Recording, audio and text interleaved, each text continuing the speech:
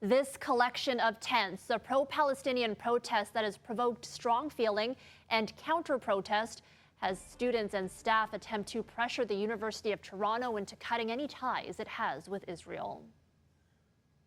Good evening and welcome to City News. Now, 2 months to the day the protests began, a judge is ordering the group to clear out.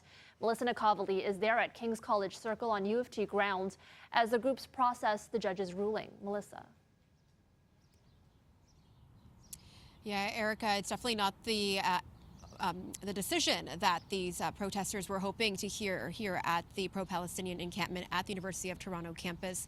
They were addressing media just moments ago, and they say that they will continue their fight until their demands are met.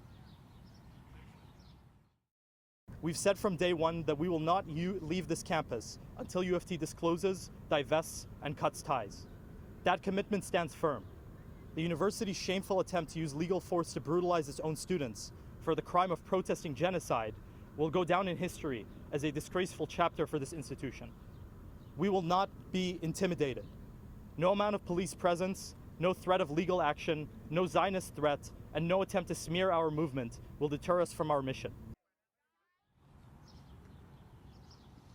The university releasing a statement that says its decision will restore King's College Circle for the use of all members of the U of T community.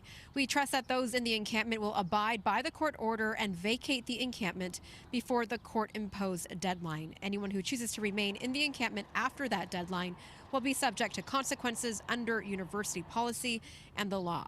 Now, this decision allows for Toronto Police or OPP to have authorization to arrest or remove any persons who they believe will be contravening the order.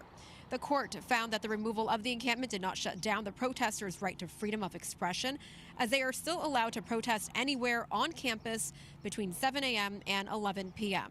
Now, the injunction would essentially only prevent camping, setting up structures, or blocking entry to any university property. The university had argued that protesters seized private property and that the occupation was triggering incidents of hate speech and intimidation. But the lawyers representing the student protesters had said that the encampment is a site of peaceful assembly and free speech. Now, again, the students here at the encampment, they have until 6 p.m. tomorrow to move out. Otherwise, police will have the authority to move in and arrest them.